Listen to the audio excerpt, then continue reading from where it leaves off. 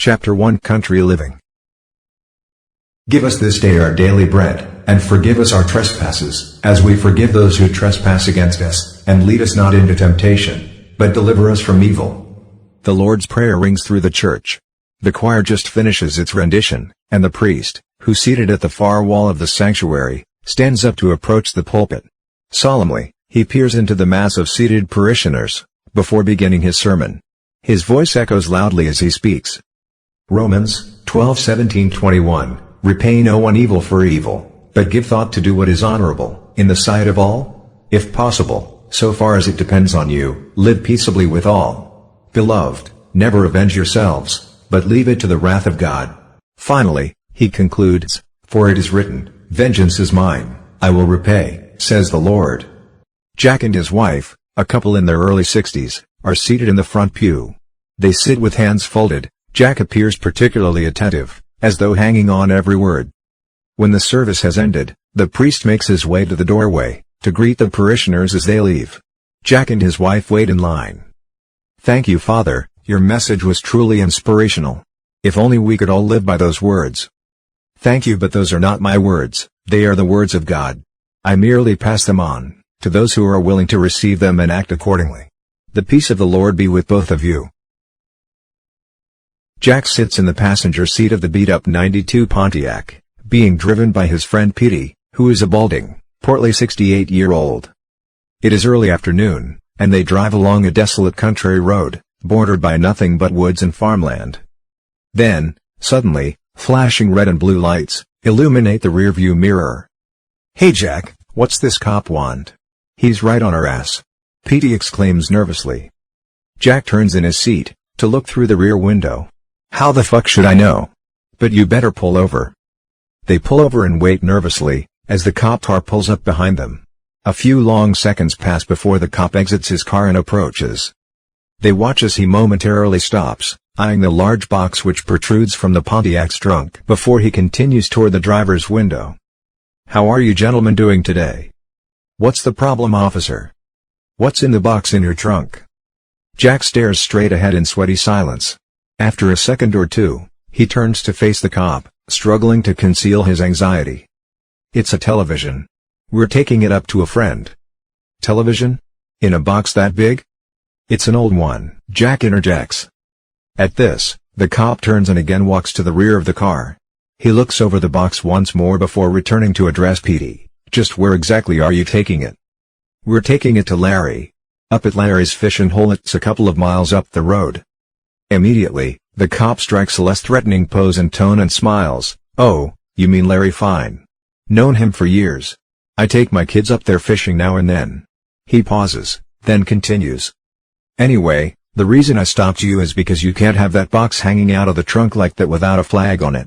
A piece of cloth will do it, a red piece would be best." Looking over the clutter in the back seat of Petey's car, the cop points to an old shirt lying on the back seat. "That plaid shirt there. You can use that." Jack reaches back over the seat for the shirt. "Well, that's about it. By the way, tell Larry that Tim Harbour was asking about him. Have a good day."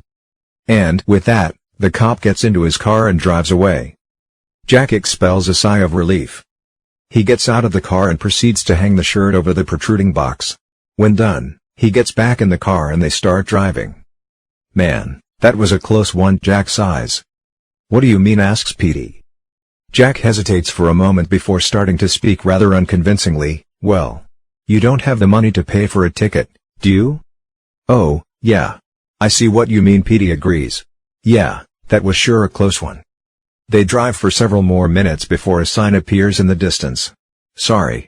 No fish are biting today. Closed for repairs." Still, they turn in and drive down the long dirt lane adjacent to the sign. A dust cloud is pouring from the rear of the car as they drive. It's Sticksville for sure. Larry appears a burly, unshaven man, with a long, scraggy white ponytail and several missing teeth. He has faded tats on both arms, reading Nom 68 and Quezon, and a huge keloid scar on his left cheek. Sitting in the rocker on his dilapidated porch, he wears faded blue jeans, and an unbuttoned, ragged, red and black flannel shirt, with cut-off sleeves. His large shaggy red mongrel dog Rusty lies next to him. Larry slowly rocks back and forth as the Pontiac approaches. Even as Jack and Petey get out of the car, he continues to rock. "You got it here all right, I see. Hope it's gonna work okay, after that ride along your road there," replies Petey. "Oh, it's gonna work just fine, I'm sure," Larry answers confidently with a broad grin. Petey goes to the trunk and starts to untie the box. "No, leave him on," Jack calls out. "Well, how are we gonna get it out of the trunk and into the house, if we don't untie it?" "You didn't tell him, Jack," Larry remarks. "No, I didn't.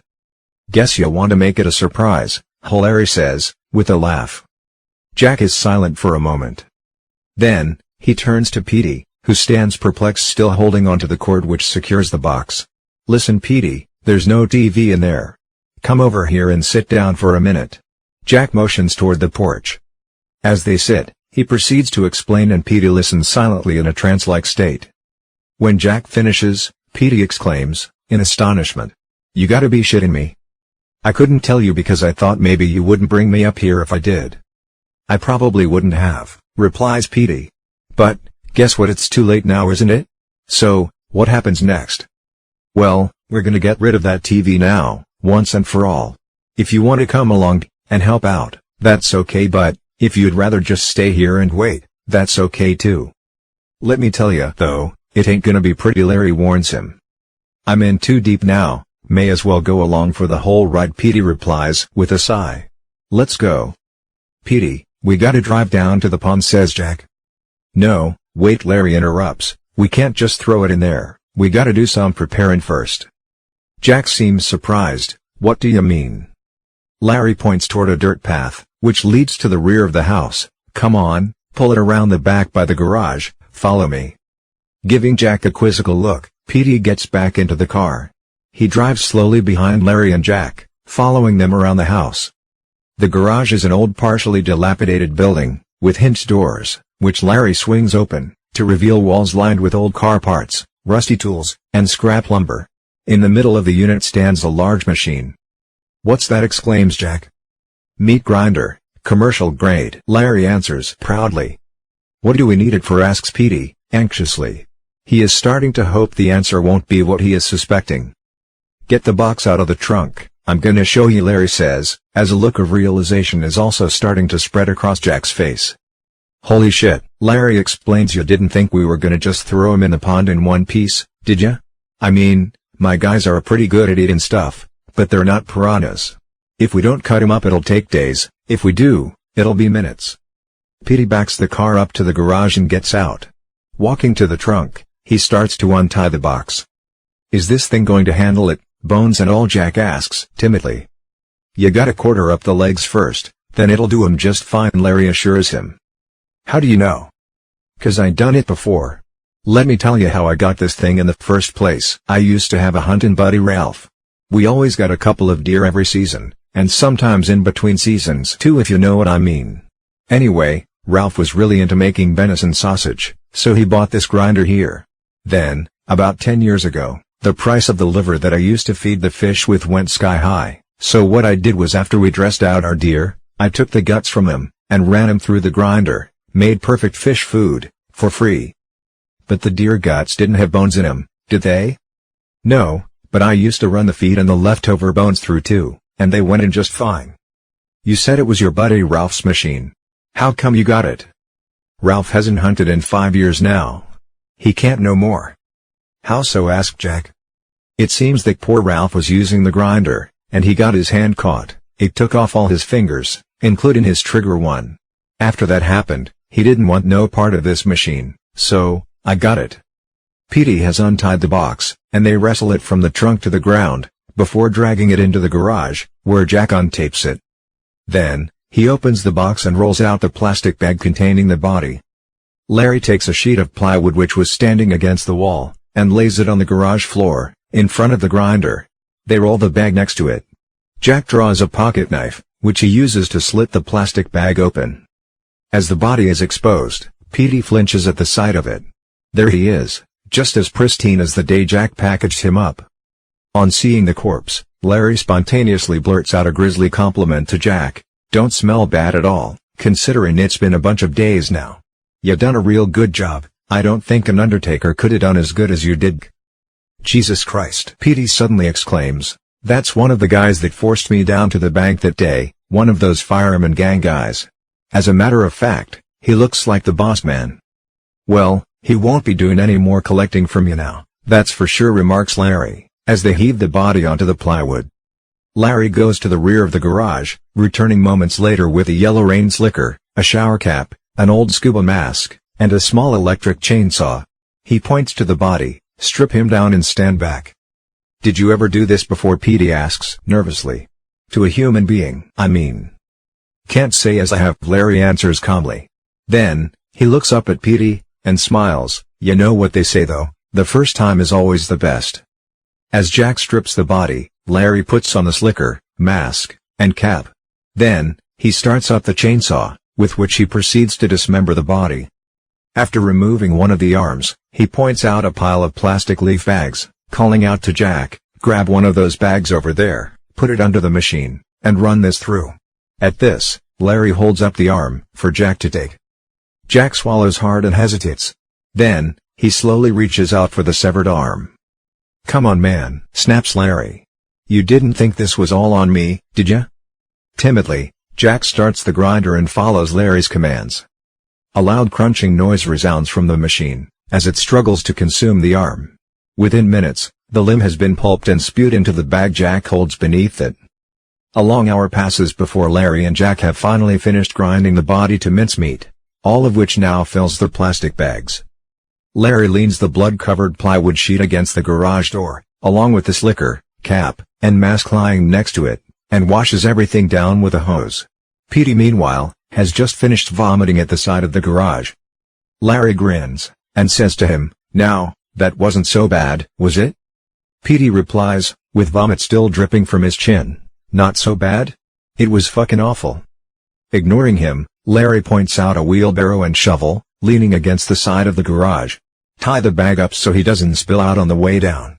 And, get that wheelbarrow and shovel. Then, he spots a can next to the wall. Oh, yeah. Bring the kerosene can too. Petey obliges, and together they start to lift the plastic bags into the wheelbarrow. Get his clothes and put 'em on top, commands Larry. Petey gathers up the pile of the dead man's clothes and puts them into the wheelbarrow.